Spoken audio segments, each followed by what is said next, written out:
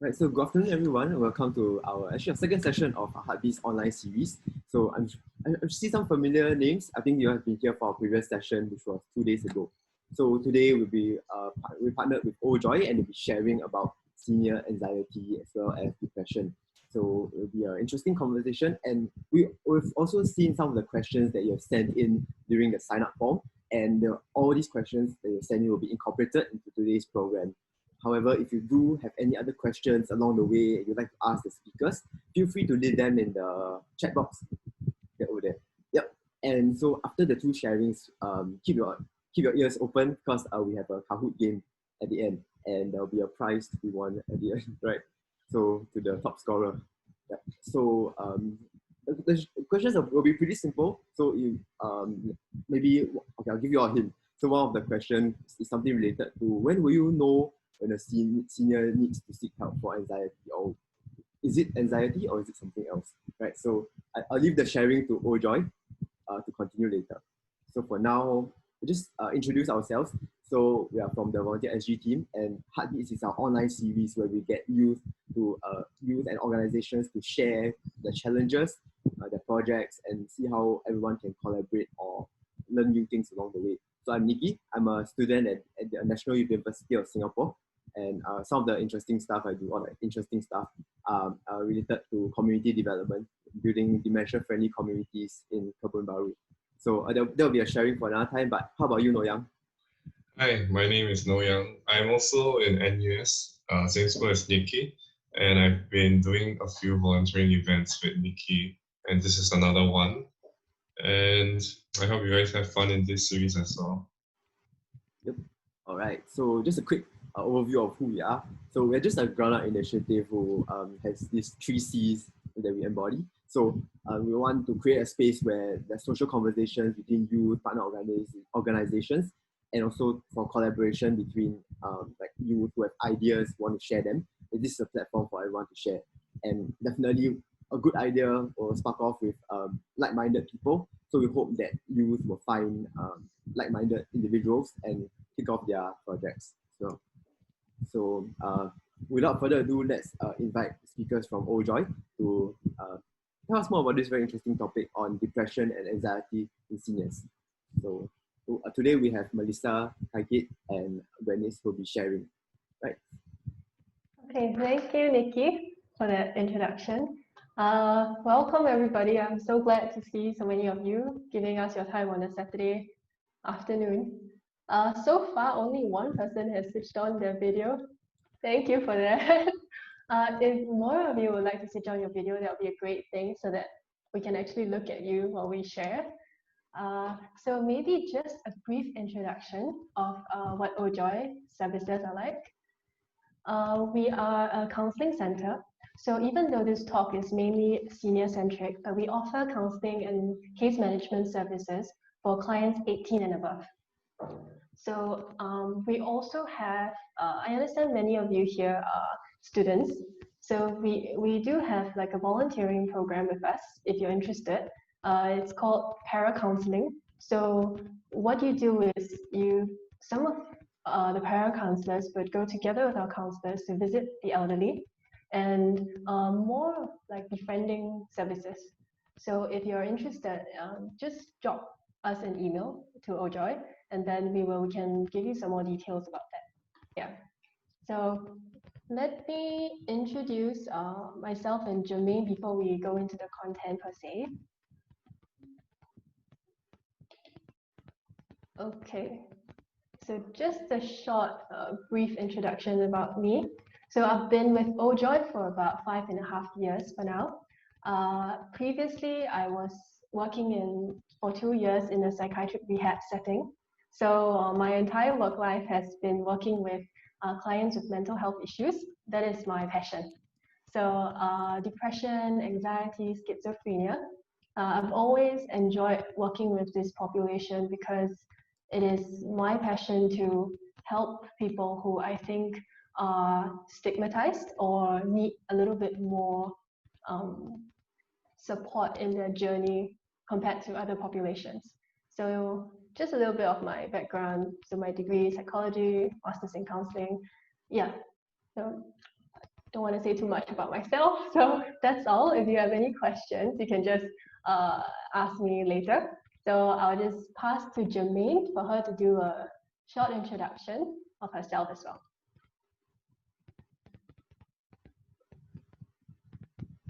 I think, Nikki, can you unmute her or? Yes. Okay. Thanks, Melissa. Hello, my name is Jermaine. Okay. My colleague says that I look like a character of sadness, so I decided to use that as my profile picture. Okay. A brief introduction about myself. Okay, I used to work in the construction industry for quite a number of years before I decided to make a career switch maybe about 10 years ago. So one of the reasons for me to make the switch is my curiosity over how a person, how a person thinks, how a person feels, and as well as their behavior. So I often wonder why when two different people who face similar situation, one can actually strive in it while the other person will collapse from it. So this curiosity soon become a passion in working with people living with mental health condition. So throughout the past 8 years, I've been working in Ojoy. So I've learned a lot from my work with my clients, and hopefully I'll be able to share my experience with you all today so that more people can have a better understanding towards mental health condition, and perhaps it can reduce, or if possible, remove the stigma that people often have towards people living with mental health issues. Okay, so like Melissa, I don't want to spend too much time talking about myself. So, okay, without further ado, I shall hand over to her, who would share her experience working with seniors who has depression. Back to you, Melissa. Thank you. So, okay. So I'm going to begin talking about depression, and then Jermaine will take over talking about anxiety. So it'll be about a 25 to 30-minute talk. This is really short because I can talk about this for hours. So I'm trying to summarize it. But if you need further clarifications or further questions, like what Nikki said, just type the questions in the chat, and we will answer them in the Q&A at the end of both our talks. Okay, so without further ado, so I'm not sure how many of you have been to talks on depression before. So let me just do a short introduction on what depression is and what depression is not. So there are quite a few myths of depression that generally people are thinking about. Like this is one really common one that I hear a lot. You just need to think happy thoughts and the depression will lift. You'll no longer feel sad, but it is not true. Because depression is actually the condition that affects us in all three aspects of our general well-being. So the biological self, psychological, social, it is chronic, it needs treatment to manage. So I'll talk a little bit about this later, but this is also an important thing to keep in mind is that there is actually a range in terms of emotional states before someone can be said to be depressed. So a lot of people think that depression is the same as being sad, but that's not true. I know, some of us when we are feeling a little bit sad, we're like, oh, I'm so depressed right now. It becomes like a colloquial way of talking, which is okay. I mean, I do that sometimes, but in terms of if we're talking about clinical depression, it is definitely not the same as being sad. It is a much more intense, persistent low mood that goes across many different aspects of your functioning. So I'll go through the symptoms of depression later, but then just a simple note to keep in mind is that if we are in low mood or experience sadness, when we make simple changes in our lifestyle, it tends to lift. But with people with depression, it's a little bit harder than that. They find difficulty even having the energy to do things that would give them joy or things that they used to do before they can't do now. So it's not. Okay. And then I wonder whether some of you have heard this before. Depression is a normal part of growing older. So I see my senior clients whose family members tell me that this is actually very normal. I mean, when they grow older, it's natural that they are a little bit sad, and it's natural because they're a bit more isolated. But depression is not a normal part of growing older. So whenever you notice that a senior or maybe someone at home or someone you are in contact with who are experiencing prolonged low mood, it's not a normal thing. So it is important to step in and look at how you can help them. So I will be talking a bit more about that later, about what are the specific things you can do to engage a senior who's depressed. So I know that some of you had questions about this specifically, so let me address that later. So this older adults, they might be at increased risk of depression because they have experienced many more losses than I hesitate to say younger people like us, but non-seniors, but it is not a normal part of the process.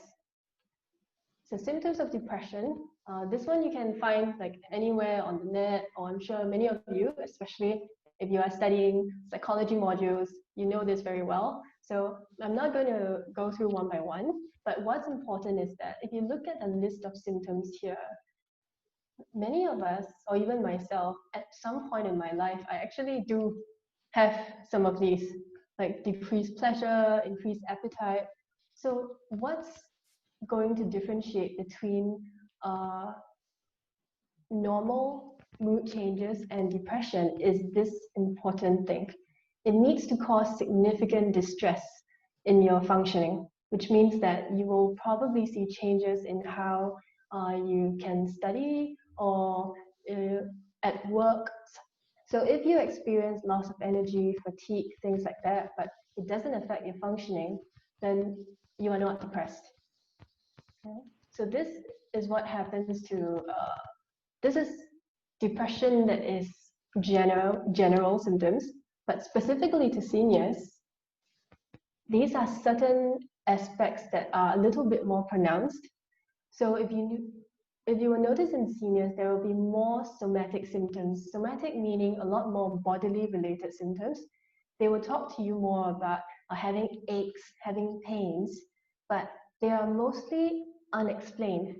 So it means that when they go see a doctor to try to figure out is there something related to their biological and medical conditions, like maybe arthritis, some back pains and aches, the conditions, but the doctors will tell them actually there's nothing really related to a medical condition. This is when you start to have some idea that maybe they are depressed. It's just that they experience it in a different way. Because with our seniors, they are not used to the emotional language per se that we are using nowadays. Like we can easily say, I feel sad, I feel depressed, but I don't hear that so often with the seniors. Like my grandma, she used to say like, it's just I have a lot of back aches, I have a lot of pain, but they don't use the word sad. So this is a huge difference between non-seniors and senior-related depression. Also, you'll notice that there's increased irritability. So a lot of the times when we see news articles that portray perhaps these seniors is having shouting matches or being very rude, it is possible that this is actually a manifestation of their feeling depressed. It comes out in the sense of bodily agitation. So when you feel really, really agitated in your body, you need to have like an outlet for it to come out. So this is where you might notice increased irritability among seniors. It is also always linked to more medical conditions, like I mentioned earlier. A lot of the times when seniors are depressed, it is also in line with them noticing that their health is deteriorating and chronic conditions that are not sort of curable. So I'm talking about like if you notice diabetes, hypertension, this is something that's probably gonna remain for them. Like they have to continue taking medication, they have to continue having a lifestyle that's going to help them manage the illness, but it's not like a cold that will just go away. So a lot of the times, depression in seniors are linked to their medical conditions as well. Okay, then you will notice that with them, there will be increased impairment in cognitive functions. So what this means is that as we grow older, it's natural that our brain's gray matter deteriorates. So at the risk of using a very biomedical way to look at things, it's more our ability to concentrate and think and analyze things will slowly, gradually become a bit difficult for us. And with depression, it affects our cognition so much so that they will find it even more difficult to concentrate on and focus on things. And with the elderly, with seniors, this is even more prominent. Okay.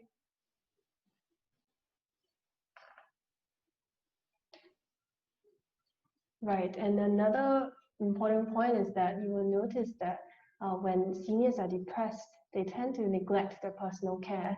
So I have a senior who is depressed, and the way it manifests for her is that other than the aches and pains that I was sharing, she actually stopped bathing.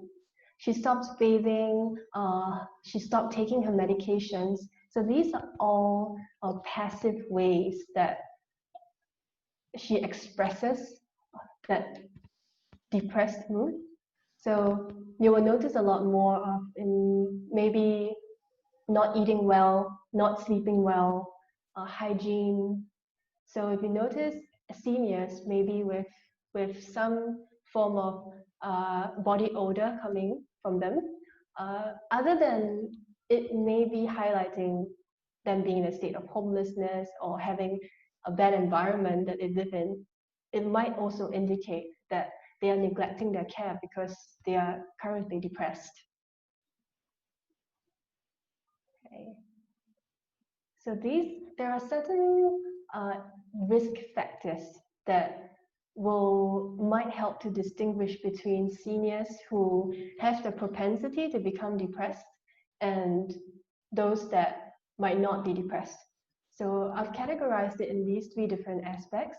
So if we look first at biological sense, if this senior has a chronic illness, so like what I mentioned earlier, maybe it's the combination of diabetes, hypertension, high cholesterol, or other forms of chronic illness. What happens is, because with these illnesses, they would have to take a lot of medications. And they would have to take medications for a prolonged period of time, possibly up until they will pass on. So sometimes this act of needing to do this every day without really seeing improvements because you're just managing a current condition, that might cause them to feel more at risk of being depressed. Also, if we look in terms of physical disability, we had a question earlier on that what if the senior is unable to actually move around, move out of the house because of their physical limitations? And you're right, because physical disability is actually will cause the senior to have mobility restrictions, which means that a lot of the things that you and I do, like exercise, going out into nature, things that help us to lift our mood, this senior who has a physical disability, it's not impossible, but he or she might find it even more difficult to engage in, which might put them at increased risk for depression. Also, if we look at the psychological domain, seniors who have dementia or mild cognitive impairment are also at increased risk for depression, because if you think about it, when we know that we are gradually losing our memory and we become aware of that, that fear and that helplessness that immediately grips us is really strong. So for these seniors who know that they are going to eventually lose their memory, they won't be able to recognize their loved ones or simple things in life they need people to help with, this puts them at increased risk of depression as well. Now, in the social aspect, isolation and loneliness. So here we're talking about single elderly. I know some of you in the crowd are either working with single elderly right now or are actually interested in topics surrounding helping single elderly. So definitely you are working with a high-risk population here because the isolation and the loneliness contributes to the senior feeling more depressed, because social support is actually a huge important factor for us to feel supported and for our mood to be lifted. Also, if you look at bereavement and loss, so this is talking about seniors who experience multiple losses as they grow older, as they look at people around them that start to leave, start to die, start to pass away, as they see more and more that not only are they facing their own mortality, what also happens is that their existing social support is actually weakening and minimizing, and that can cause them to feel low, feel more depressed as a result. Last one that's important to look at also is the role transitions and adjustments. So this is more talking about, let's say, if we define seniors as 50 and above, then at the age of retirement, the senior who have held the job for so many years, and that being a really important part of that, how that senior looks at him or her certain sense of self-worth tied to the job role, suddenly after retirement, when you stay at home, not having that structure available, that sense of sudden loss leaves them feeling very helpless, might result in depression. Also, what they call like the empty nest. So if the senior's role as a grandparent is to take care of the grandchildren, when the grandchildren grows up and they require less care, this particular senior might also experience a loss in the role that they used to have. That might also put them at higher risk of developing depression. If you notice that maybe the family is finding it a little bit difficult to set up this structure of monitoring, for example, then reach out to social services who are able to offer these services regularly so that at least there is some level of monitoring.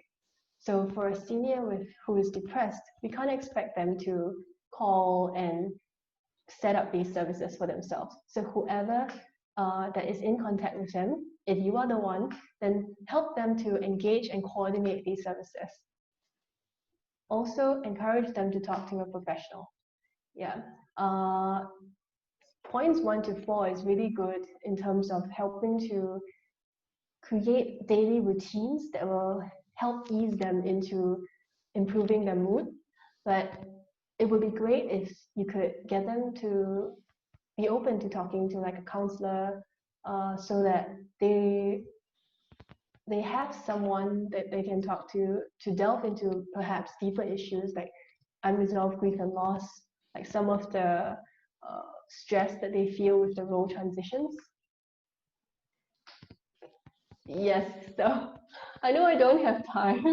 So the slides will be available to you later. I was going to talk a little bit about suicide, but there's no time, right, Nikki? Sure, go ahead. Maybe you can just in a quick sentence. Or Okay, just a quick sentence. Okay. Okay. So just quickly, because when people talk about depression, they always link it to suicidal ideation as well.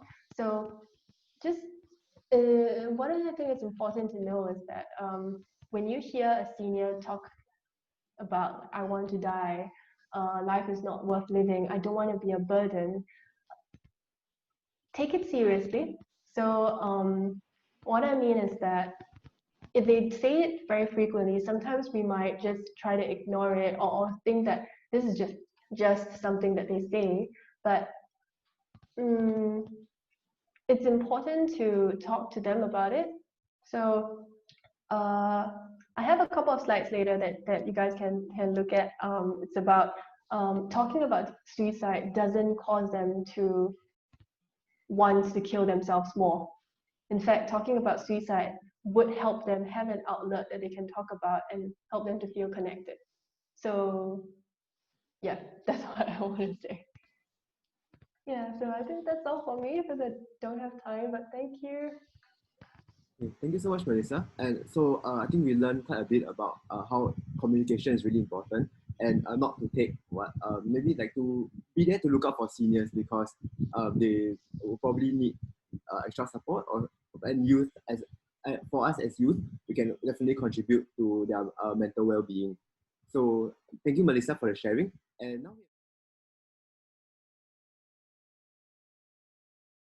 now we have Jamin from Old Joy to share a bit about seniors and how they cope and face anxiety. So, Jamin. Okay, thank you, Nikki. Thank you, Melissa. Okay. Okay, I'm having the anxiety to quickly finish up. Okay, so I'm gonna go very quickly in a few slides.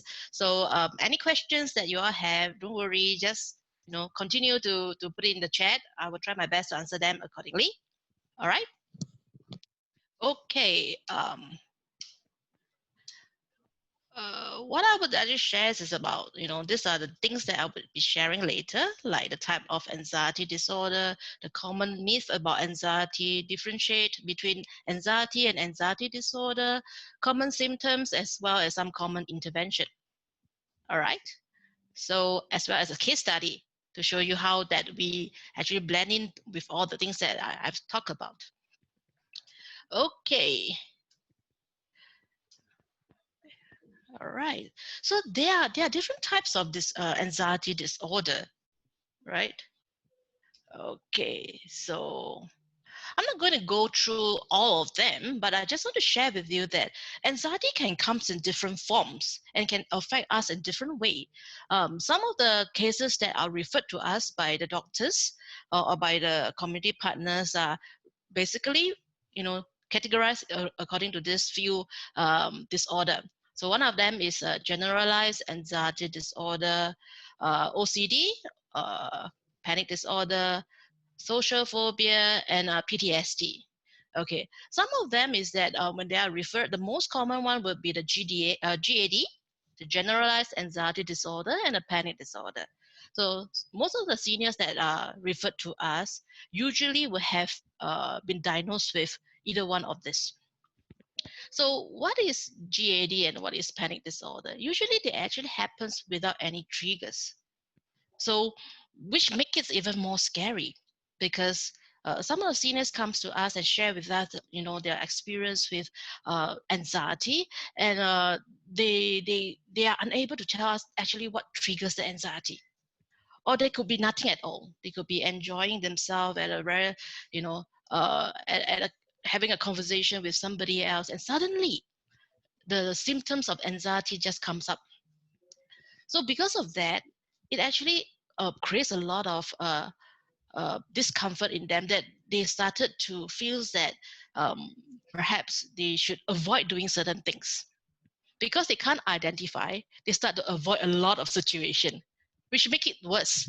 Because the more you avoid, the less that you have the opportunity to learn how to overcome this anxiety in that situation, which I will talk about it later. So generally, this slide is to let you know that anxiety comes in different forms, and that certain times when doctors referred us saying that this particular client has a certain disorder, but sometimes we also see traits of other disorder in that particular diagnosis. So we just get an open mind and not be really, focused on the diagnosis that was being given to our clients. All right. Then, okay, so what are the common myths about anxiety? Okay, this is the number one that usually people will have the myth. So people with anxiety should avoid stressful situation. So I have seniors who come in and says that, oh, because they have this panic attack, so they start to avoid going out of the house. So their family members also starts to perhaps feels that, okay, yeah, since my mom or my dad is anxious, so maybe they should stay at home. We'll do all the grocery shopping for them. We'll do all the things that to help them manage in life. However, the more that they avoid stressful situation, the more that they miss the opportunity to learn how they can, be anxious and at the same time still do whatever they have to. So for people with anxiety, it's really not a good idea to, help and do everything for them that they don't have time or don't have opportunity to learn how to manage it on their own. Okay, so sometimes another myth would be that panic attack can cause you to faint. Fainting is actually caused by a sudden drop of blood pressure. So during a panic attack, the opposite actually happens. The blood pressure actually goes up slightly. So it's rather unlikely that you actually faint. But yes, you do feel like fainting. Yeah? Okay. So there are also a myth saying that some people are just, the kanjiang spider cannot be treated. So this is also a myth. Why do I say that? Because therapy can actually help to reduce worry and suffering. And you can learn to adopt a different relationship with your thoughts, regardless of the temperament. Yeah. And this is something that, we will see as I talk about my case study later. So another thing that people say is that if you maintain a healthy diet, exercise regularly, avoid caffeine, as long as you maintain a healthy lifestyle, your anxiety will go away.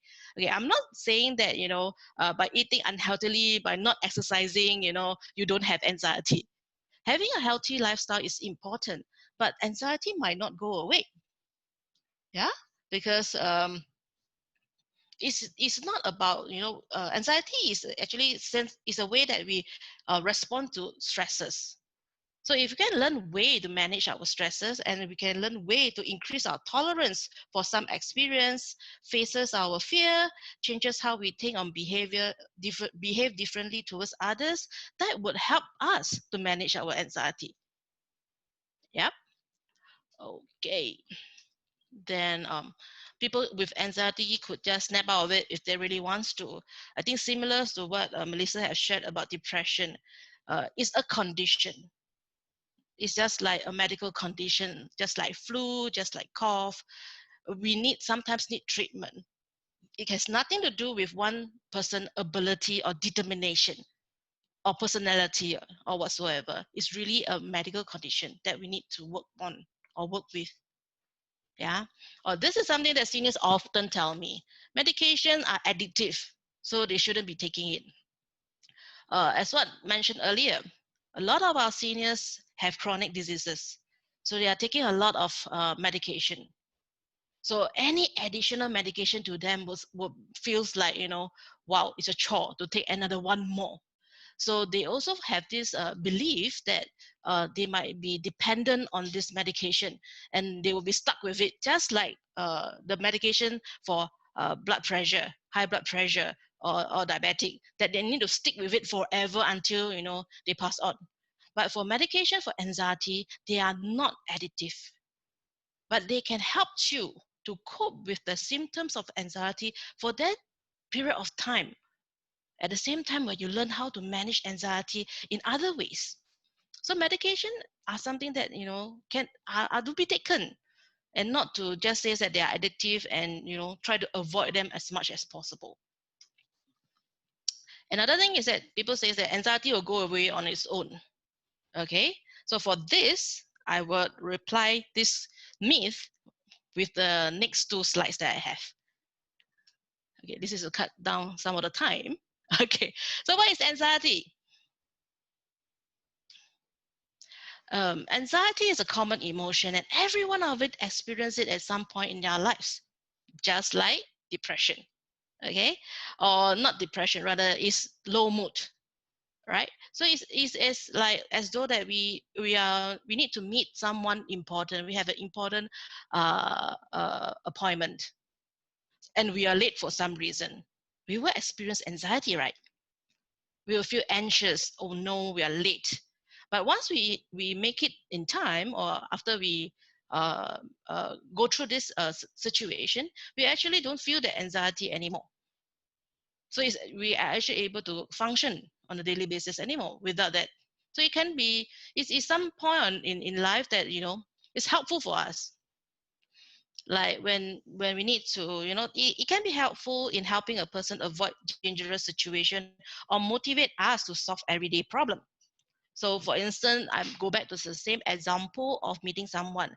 If we feel that this is an important appointment that we need to do, then maybe we can learn to, or we can say that we will leave our house earlier so that we can we'll be in time, so that we will not, leave a bad impression. So it actually motivate us to do certain things.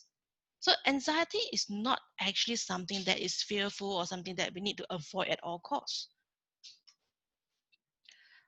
Anxiety can vary in severity. It can be very mild. It can be a very terrifying panic attack. So usually what I ask my client is that on a scale of 0 to 10, 0 meaning that you're neutral, you're feeling okay, 10 meaning feeling that you're extreme anxious, where would you rate yourself? So usually most people will rate in the middle, maybe 5, maybe 6. So it actually varies in terms of severity. Okay, then what is an anxiety disorder then? Since it sounds like as though it's all very normal, then when do we see it as a disorder? When it is more severe, it's more long lasting, and it interferes with a person's work or relationship. Very similar to depression. So this is when anxiety poses as a problems to our daily living. Okay, so what are common symptoms of anxiety? Anxiety, first thing is the physical symptoms. So usually my seniors will comes to with who are referred for anxiety will cover most of all this what you see. Chest pain, shortness of breath, rapid heartbeat, headache, dizziness, choking, and most of them interestingly often come with muscle aches and pain. Okay, this is really because if you are constantly in an anxiety mode, your body, your muscle is usually very tense up because you're preparing to fight or flight. So if you put yourself in a situation for a prolonged period of time, definitely your muscle and all the tension in your body would actually cause much pain to you. So most of my clients who comes to see me for anxiety issues would report of having muscle aches and pain. So this is very common for someone who has an anxiety disorder. Okay, so psychological. Anxiety is a very interesting thing, is that it's usually due to unrealistic or excessive fear and worries.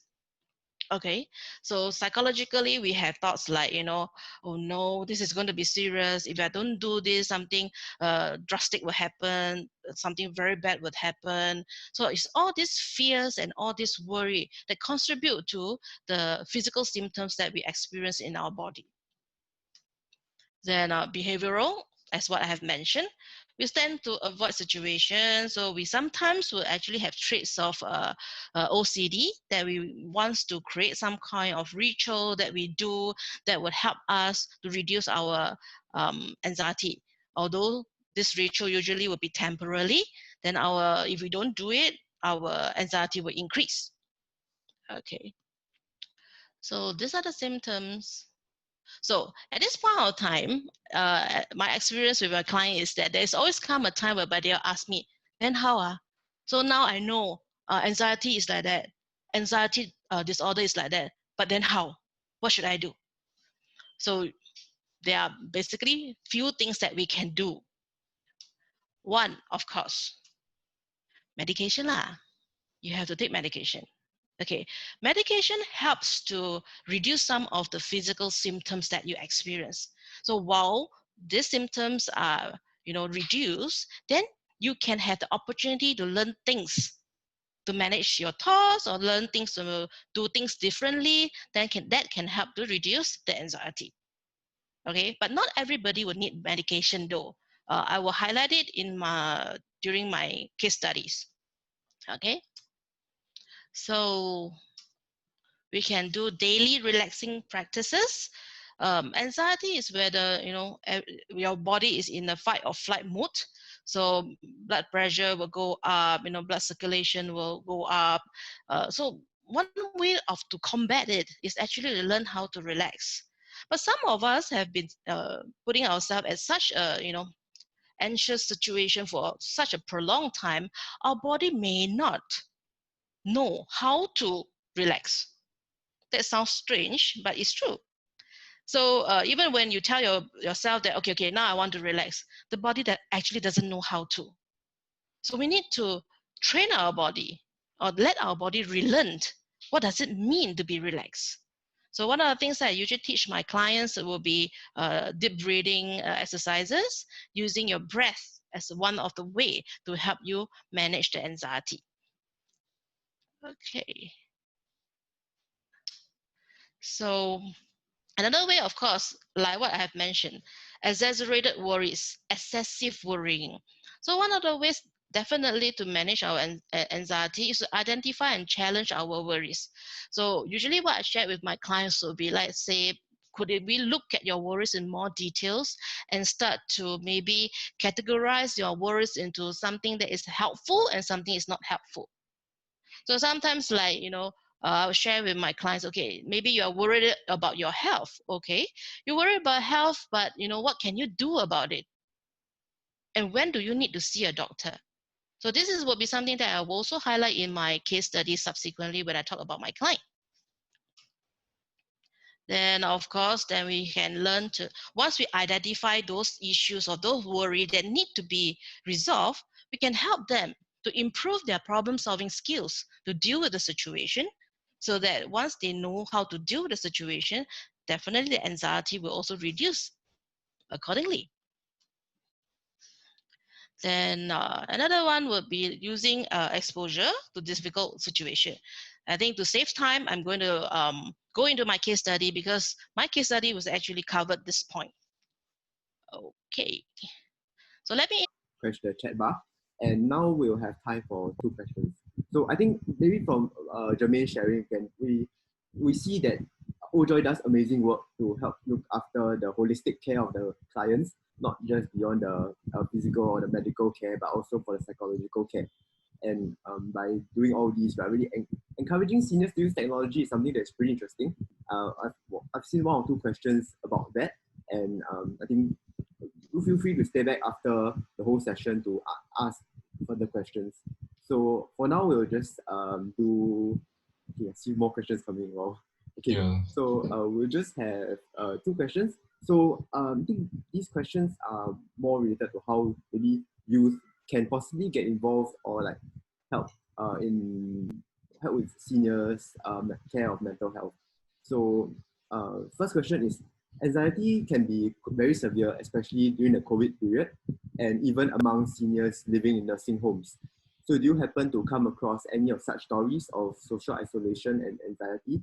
And maybe you can share more about these.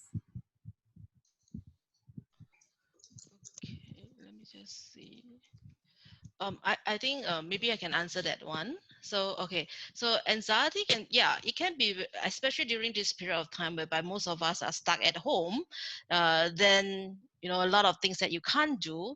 Definitely there will be periods of time, maybe you will have, seniors will experience anxiety, especially what you have read in the report whereby, some of the seniors actually, express their loneliness because they are single, elderly. Most of the days that they do is to go to the coffee shop and talk to the people around them.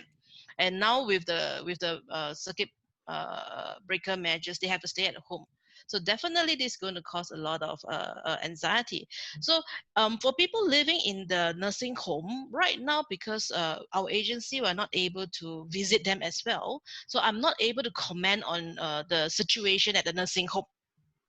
All right, but I can comment on on those seniors living alone and how our social service like us can help to facilitate them. So making phone calls to them regularly would help to let them, have a check-in with them, like see how are they doing, and this actually helps to contain some of their anxiety, because they know that there will be someone who is still available, like giving them our contact numbers that they can call us whenever they feels that they needed to talk to somebody about something. So this is something that we can support our seniors during this period of time. Okay, then of course, social isolation. I think basically that's what our agency is trying to do, because we are more on a counseling center. So in terms of case management, uh, if they requires meals delivery, we can actually helps to facilitate the coordination as well. Yeah, I hope I answered the question. Okay. Yes, I think that's a great answer. And I think as you see that nursing homes, seniors in nursing homes will have nurses take care of them. Also, I think this person asked this question, it came from the point of whether their social needs are also met through these care services. Can I add something to that? Sure. Okay.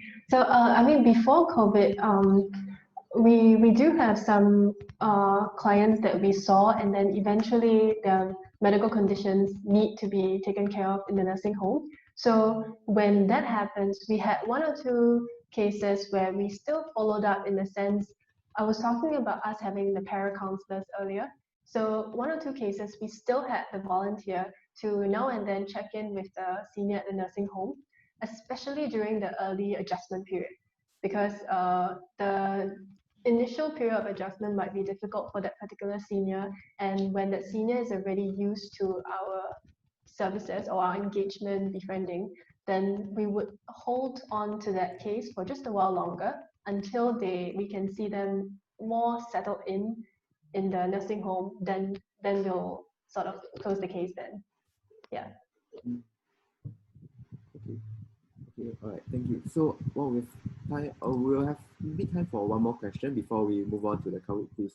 So, for the rest of the audience, I know there are many questions about how more about the case studies and in that, but maybe some small questions about certain processes along the way. We'll leave that for after the Kahoot quiz, because I think it'll be quite an in-depth discussion from there. So, right, I think there are many fans of animals or pets in the audience. So this question is probably raised up a few times by you guys. So one person asked about pets. So would a pet cause more help or trouble for these seniors, or is there some like maybe pet therapy that has been used to accompany seniors? Okay, maybe I will answer that question. I see this is asked by Mada, so the one with the video. Hello. So pets. Okay. I think it can be a good thing. So if you're asking about, like, if it's for example, a single elderly and then not having any people around, and then whether a pet can give that sense of connection, that sense of belonging, the answer is yes, it's possible. But we definitely have to make sure that, firstly, the senior really likes that particular cat or dog, and more importantly, are they able to manage the care? Because we don't want to come up with a situation that the animal itself also doesn't get well taken care of and eventually needs to be abandoned, because the senior needs to maybe be equipped with how to ensure regular meals. If it's a dog, you need to walk the dog. So if the senior is unable to, then I wouldn't recommend a pet, actually, because it can cause more harm, in the sense, if they're not able to take care, then if the animal passes away, the loss might make the senior have more increased risk of depression, actually, rather than a positive thing. Yeah. I see that there are many considerations when implementing a new program for seniors, and we also have to really see what are their interests and needs, and try to get match between like both sides. Indeed, that's interesting. I think okay. So I think for the rest of the questions, we'll have definitely, I think the team from Ojoy will be more than happy to answer them after the session. So in the interest of time, we'll move on to our Kahoot quiz. So get your phones ready because there'll be a prize at the end for the winner of the competition. So I have it with me now. It's just a thumb drive, so it's a 32 gig thumb drive, and we'll mail it to you, I guess. Right, so let me share my screen. So in the meantime, if other questions or let me grab a drink, quickly go grab it because we'll be setting up the quiz very shortly.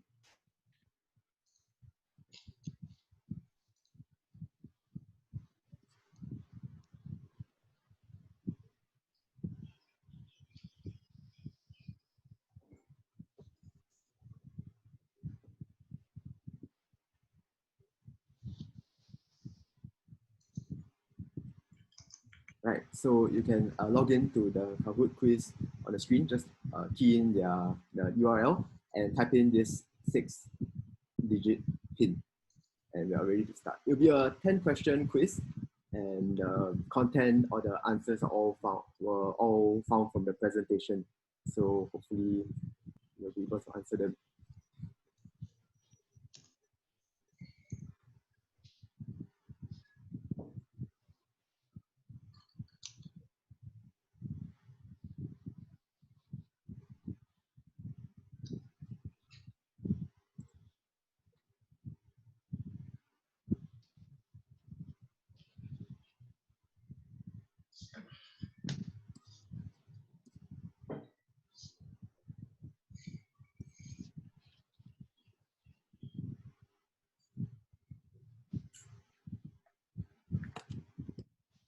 Right, we'll just wait for maybe 1-2 more minutes.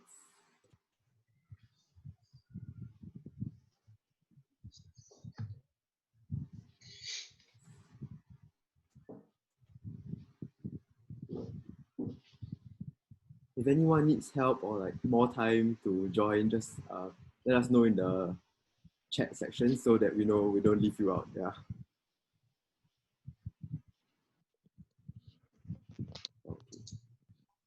Well, don't be shy. You can join the quiz. Or if you have been watching with your friends and sorry, if we've been watching with your family members, you can tell them to like join in too, because I'm sure you increase your chance of winning too.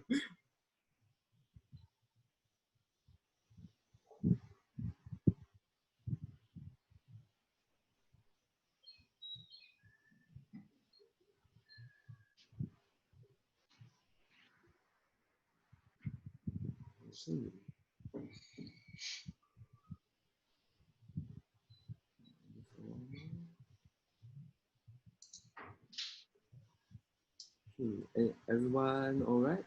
We'll be beginning really soon. Okay, maybe 20 more seconds if anyone else is joining.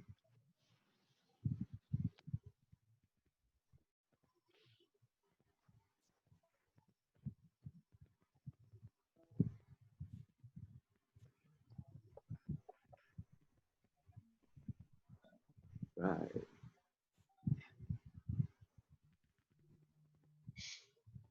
Okay, so I think we start in 5 seconds. 5, 4, 3, 2, 1. All right, let's start.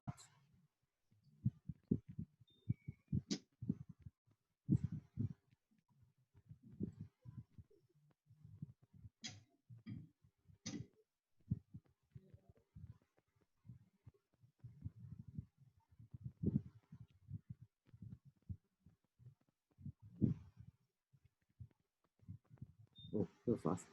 Right. So, okay. So anxiety is a common it's a common emotion which everyone experiences and faces. Okay, next question. So, we have so it's a quick 10 seconds to answer the question. Yeah.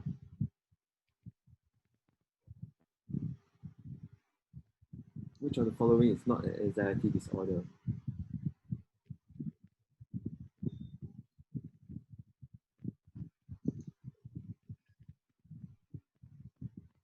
Oh, okay, nice. So everyone, there's a large majority that got it right. Okay, so please be reminded you have 10 seconds to lock in your answer. Okay. So I just gotta be fast with that. And the points are also given to those who respond the quickest with the correct answer. So nice, we've seen a leaderboard. Next. Which of the following statements are not true?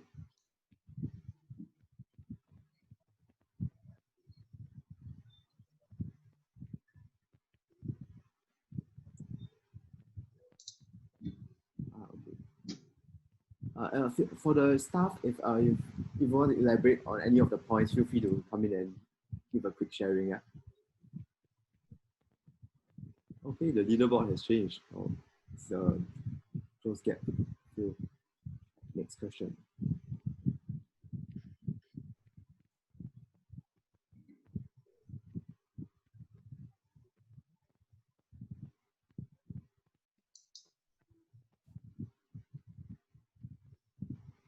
Nice. Everyone got it right. Any comments from the staff? No? Okay, let's just carry on again. Yeah. The leaderboard changed? No? Wow, okay, the gap's getting bigger. Next question. Seniors often mistake panic attacks for?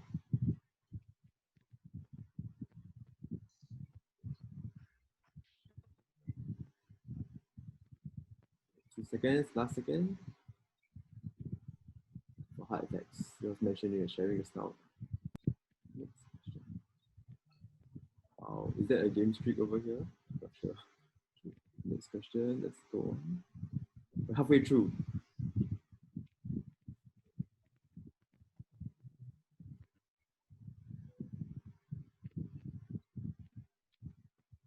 Which is true about depression?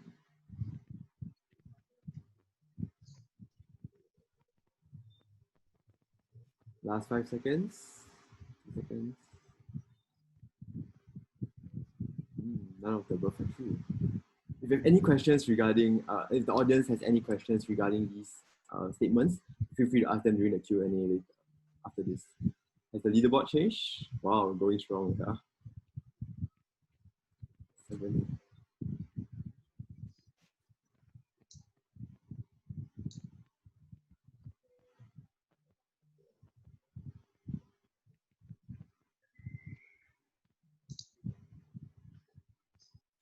We have really fast fingers in the group.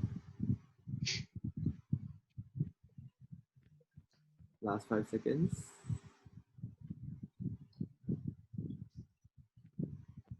Oh wow, okay, this kind of spread answer. Let's look at the leaderboard. Has it changed? Ah, okay, nice. Okay, last 3 questions. Which of the following indicates an increased risk factors for depression in seniors?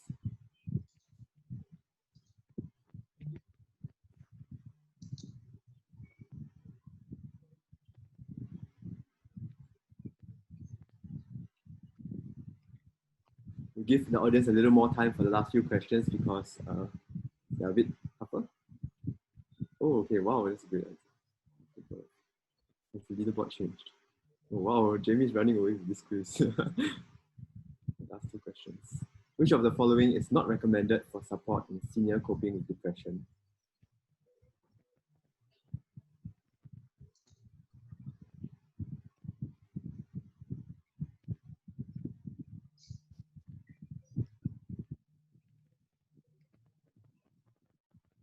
Last few seconds. Wow, nice. Okay. Let's look at. Wow, it's 9 in a row. Wow, okay. That's great. 3, 4. Let's move on to the last question.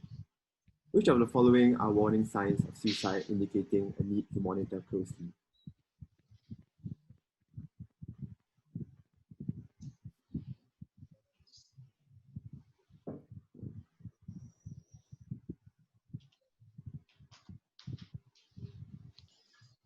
Okay, last 5 seconds, the last question. And okay, all of the above. All right, so let's see if the leaderboard has changed. It's third place. Second place we have Sun. First place we have. Oh, we got all right. It's Jamie. Wow. Where's Jamie in the audience? Turn on the camera and say hi. Congratulations. So you will contact.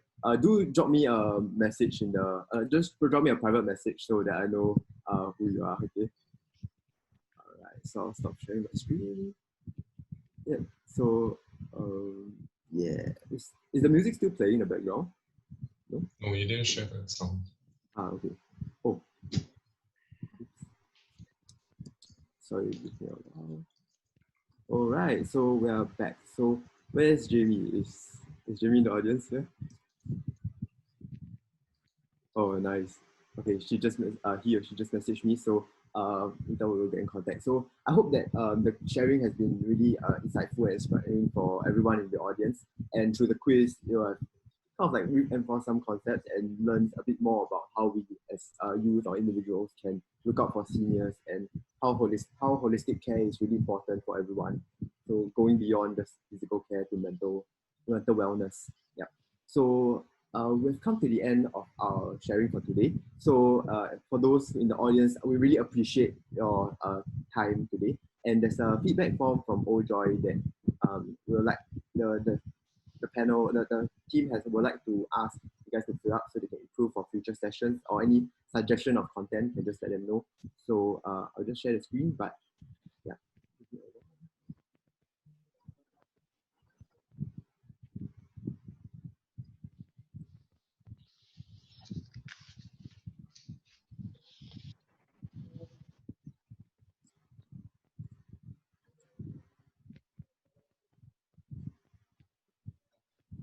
Right here.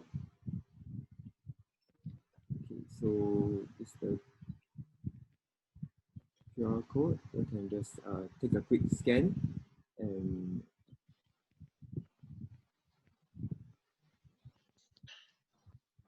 so for the rest of the audience, if you have other questions, do feel free to stay back and talk to the team. We're more willing to answer your questions and all. So before we leave, we really appreciate your attention and everything for today. And for the speakers, thank you for taking time off the Saturday afternoon to let us share with us about the inspiring work that you do. So for us, for our team for Volunteer SG, we try to invite speakers down to, or like youth, to talk about some of their causes they're passionate for, or some of the work that they do on the ground.